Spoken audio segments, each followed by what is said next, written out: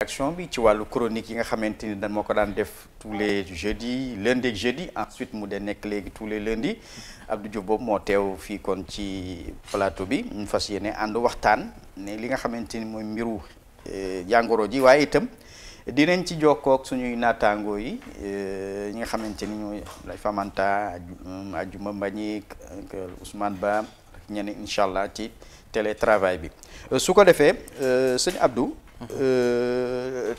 xam nga rek samedi bi passé nañ doon màggal wala nañ doon mandargal ñaareelu weer bi yoon bi jàngoro bi feeñee ak léegi mu doon le 2 mai mi ngi feeñ 2 mars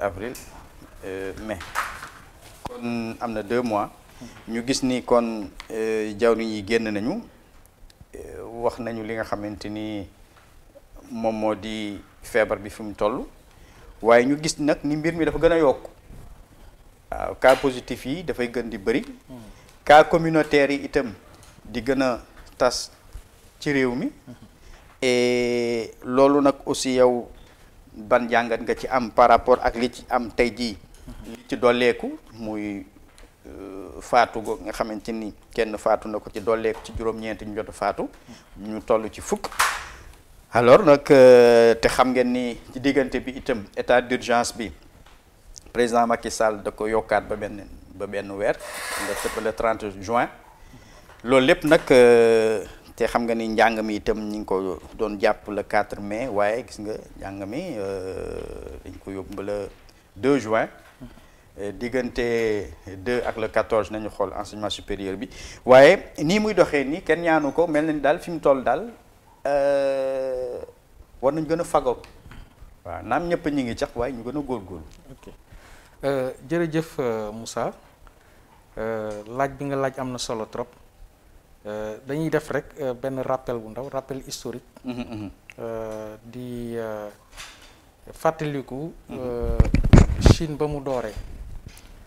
Chine ba mu dooree def na fa pratiquement ñaari weer. ba mu ñoom ñu xeex ak moom jël ci ay mesures yu takku yu ñëpp xam xeex ak moom ba mu wàññeeku fa. ñoom weeru décembre la feeñ foofu. décembre janvier février presque mars bi mu ñuy commencé am ay wàññeeku yu am solo.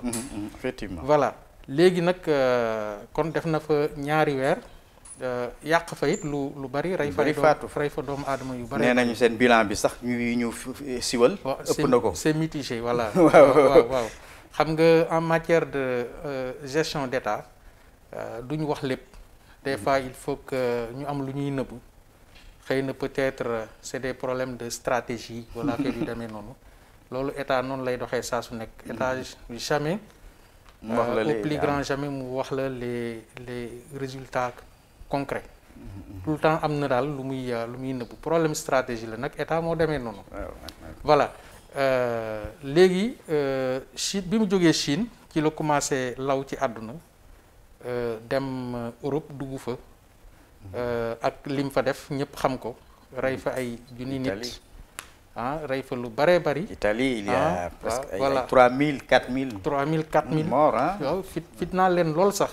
ba ñu dem ba déborder jaaxle trop kon loolu rek da lay won ampleur feebar bi. feebar bi dafa doy waar. virus bi dafa. voilà te ca Wuhan.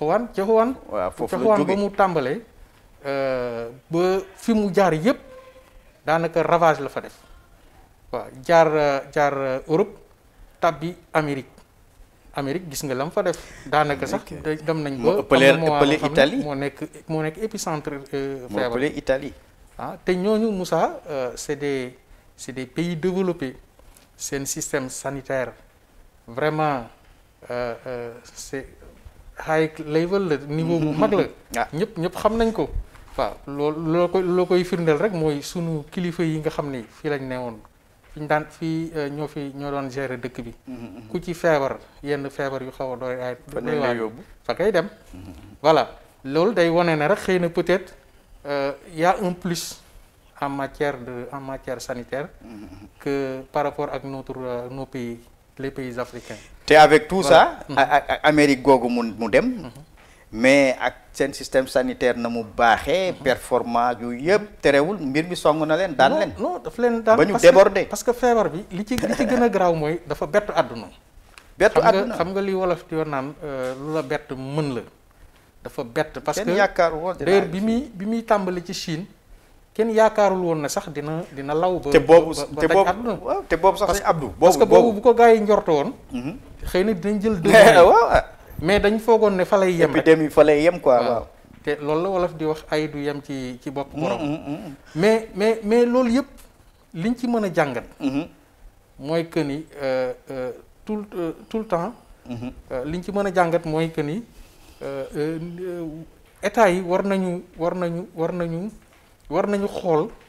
xoolaat seen gestion ci wàllu santé daal di ciy gëstuwaat parce que dañuy wax Covid mais leneen mun na feeñ surtout en matière d'infrastructure surtout nos états sunu états yi ñun au niveau africain sunu état yi dafa am manquement trop ci wàllu santé bi loolu moom xëy na on touche du doigt peut-être ni mu def Europe def ko fi mais ni mu songee Europe songu ko États-Unis bu ko songee woon sunu réew yi musiba am mais nag il faut que c'est-à-dire que Covid bi daf ñuy permettre ñu xoolaat sunu bopp à tous les niveaux niveau sanitaire niveau social niveau économique à tous les niveaux ñu xoolaat suñu bopp. fagaru parce que comme li nga wax feebar bi dafa doy waar Abdou doy waar. li nga wax nii maa ngi nuyu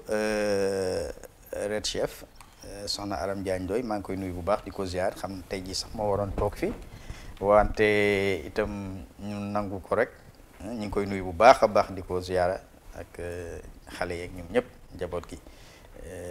di ko ñaanal tan bu baax a baax waaw su ko defee lii ni mu duggee ci àdduna ci réewu Chine même le président américain Donald Trump s'est interrogé wu na un peu sur l'origine du virus. Tout à fait. jéem a accuser sax Chine ne leen lii jóge foofu ci laboratoire boobu qu'est-ce qui s'est passé réellement lan moo xew ba xam dañ njuumte la boo xam ni dafa daal rëcc virus bi wala yaa leen ko tey bi ma xam parce que moom affaire bi da ko c'est vrai Donald Trump affaire bi da ko dépassé. non dafa bett ñëpp. parce que waxtu bi mu ñëw ak élection yi mu doon xaar ak ñoom yaakaar virus bi ñëw di rey comme ça perturber toute l'économie mondiale. tout à fait Moussa virus bi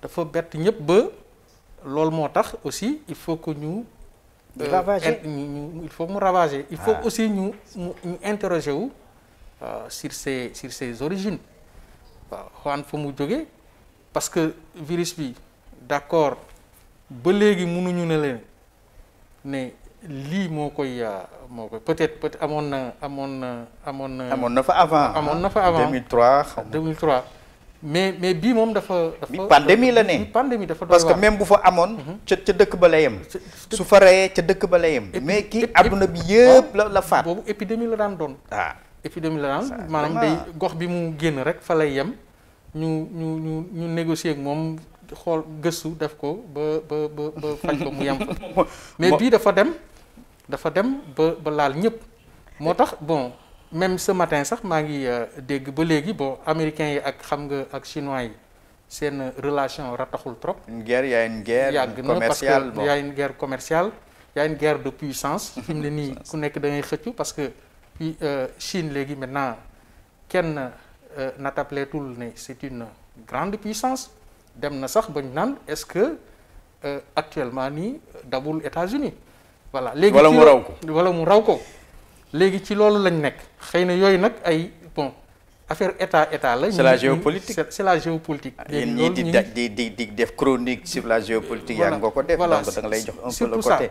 bon léegi nag ñi ngi sànnante xeer ñi ngi sànnante bal bi parce que ce matin rek Trump mi ngi déclaré ne virus bi moom am na ci lu leer nañ am na ci ay firnde yu leer nañ ne c'est fabriqué.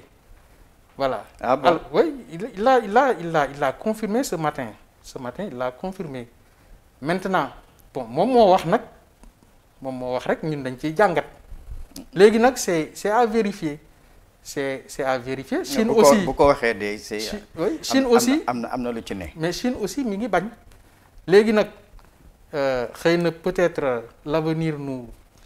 waaw parce que vraiment crise humanitaire la quoi lii. mais liñ ci mën a jàpp mooy kii bi bett na nit ñi te nag problème bi mooy kenn xamul lu koy arrêté fi mu ne nii gars yi dañuy négocier rek dañuy négocier xool ni ñuy encadrer nit ñi service médical bi bon jàmbaar lañ trop mais feebar ba am da nga koy faj te amuloo vaccin. munoo ne garab bii moo koy faj. c'est difficile. mais sëñ Abdou par rapport ak garab bi nga wax léegi. Artemisa bi. waaw Artemisa bi xam nga au niveau Artemisa bi c'est-à-dire que au niveau c'est-à-dire que waa Madagascar ñoo ko expérimenté vous m'excusez waa Madagascar ñoo ko expérimenté te nee nañ gis nañ ci résultat. bon. mais nag xam nga àdduna dafa am nu muy doxee parce que boo génnee sa garab il faut que OMS mun ko valider. ñu ratifier ko. voilà yooyu il faut ñu ratifier ko ba nga mun ko au moins lancer au niveau mondial. moom commencé na ko def ci ay kii mais koy naan mais comme ci biir dëkkam la il faut mu expérimenter ko d'ailleurs sax am na yenn pays africains yi nga xam ne commencé nañ leen ko envoyer foofu pour que ñoom aussi ñu jël les devants xool ko. Pour xool si c'est fiable ou pas. waaw bon. mais ñoom de toute façon am nañ ci résultat yu leer nañ. mais nag loolu day wone ne Moussa. il faut que nos pays il faut que suñu pays gëm seen bopp en matière de recherche jéem a xoolaat bu ñu jógee ci crise bi xool nan la beneen taxawaay bu ñu war a am. mais Abdou foofu parce que fii ay borom xam-xam a ngi fi. pour man loolu laa gëm. voilà recherche fii il faut ñu jox leen les moyens nécessaires. am na fii mais da leen fulaalul da ngay xool par exemple pratiquement usine pharmaceutique yi fi amoon yëpp. yëpp tëj leen fu ñu ko teg. yëpp tëj nañ te kenn xamul lu ko tëjloo léegi gëm ñun saa problème bi yëpp mooy dañoo gëm ne lépp Europe la war a jóge. Mais non. Parce que combat Covid bi corona bi à l'antiquité maintenant. Bien sûr actuellement nii xam nga gars yi soo xoolee dañ daan suivre monde bi ni muy doxee. il faut attendre OMS. OMS mu jox la wax la jaaral fi mais léegi dafa mel ni affaire bi léegi comme affaire bi léegi kenn maîtriser wu ko léegi réew mu nekk yaa koy xeexal sa bopp. mais loolu la c'est-à-dire que su fekkee ni solution bi ci maanaam garab yoo mën a am ci sa biir réew mi yoo xamante ni mën nga koy exploiter pour sa askan mais nga def ko. mais c'est mais loolu moo andi problème. voilà hydrochloroquine bi ñuy hydrochloroquine bi ak azithromycine bi. waaw professeur yi di xaar ñu ci kenn. non duñ ci xaar essayé nañ ko gis nañ ni ñuy traité ni kii on va en France. d'ailleurs le professeur Raoul mi nekk en France moom xaaru leen. d'ailleurs il a été te bi mu koy def am na ci ay résultats parce que kooku aussi xam nga dafa am benn expérience bu mu am parce que il est né en Afrique il a vécu en Afrique xam na réalité africaine yi te comme virus bi ni muy dikkee dafay xaw a ñëw ni scientifique yi waxee borom xam-xam yi day ñëwee ni grippe. te Afrique xam nañ ne fii feebar grippe dafay bari parce que pal yi sax bu lay dugg grippe la lay duggee xam nga manifestation yi nga xam ne moom la corona bi di andi daanaka manifestation. tàngal sa yaram ngay sëqat problème respiration. daanaka grippe noonu lay palu yi noonu lay jàppee nit parce que am na te ñun ñii ñëpp chronique bi bu njëkk ba bu ñu feebaraan vraiment palu avant que kii ñëw léegi ñu lay perfuser mais ay chloroquine lañ la daan jox Nivaquine waaw ñun ñëpp jaar nañ ci xam nañ ko nga dóor ko ba nga dóor ko génn ci naaj bi voilà te ñun au moins en Afrique aussi suñu yaram xaw na immuniser wu maanaam tàmm nañu lu mel ni grippe nag climat bi daf ci joué aussi non tàngaay bi et puis non po bi li nga wax léegi et puis suñu feebar la c'est-à-dire que grippe ak palu suñu feebar la naturellement te xam nga feebar bu la dalee dalaat la day dem ba dafa am ay anticorps yi sa yaram di def loolu mooy tax feebar beneen bu ñëwee anticorps yooyu nag ñooy def face ak feebar boobu parce que day constituer ay anticorps léegi nag loolu aussi moo ñu may chance mun nañ leen moo ñu may chance ci feebar bi di corona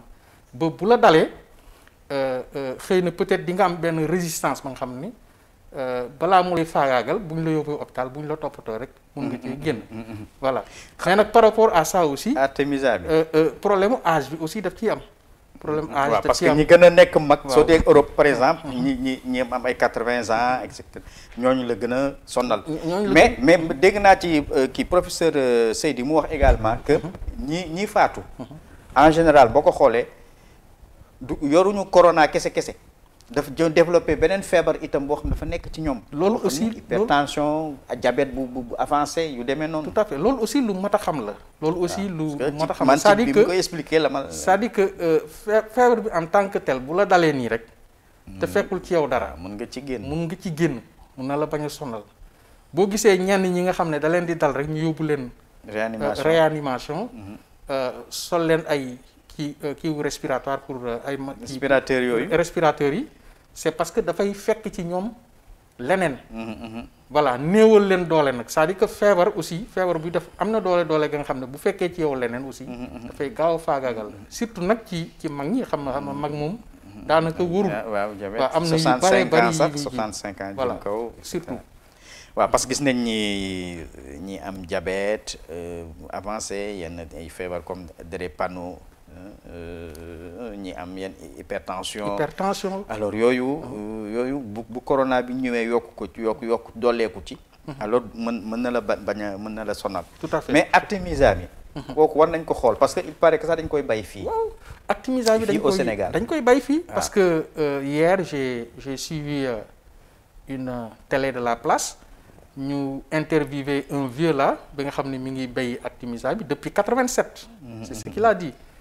et puis nee na xam nga artémisa bi c'est une plante ba nga xam ne c'est la plante miraculeuse c'est la plante miraculeuse et puis ses origines moom la chinois yi moom loolu ses origines c'est en Chine fa la Chine la jóge chinois yi ñoo ko doon kii d'ailleurs plante miraculeuse loolu am na loolu wax la de chinois yi dañ ci daan faj lu bari mooy li ma la doon wax rek c'est-à-dire que ñun on a des potentialités ya nga xam ne on l'a jamais exploité loolu mooy problème c'est-à-dire que bu ñu bëggee tënku ci OMS lépp dañ ko extraverti c'est-à-dire que lépp dañu doon xalaat ne il faut que ñu koy jëlee Europe maintenant il faut repenser lii c'est-à-dire que lii bu ñu ci jógee jàngat la c'est-à-dire que nit ki di nga jógee ci benn situation boo xam ne ça te permet de prendre les devants xam nga léegi il faut que ñu xam ne xam-xam fépp la nekk gëm seen bopp c'est-à-dire que les états africains yi nga xam ne ñoom ñoo yor doole yi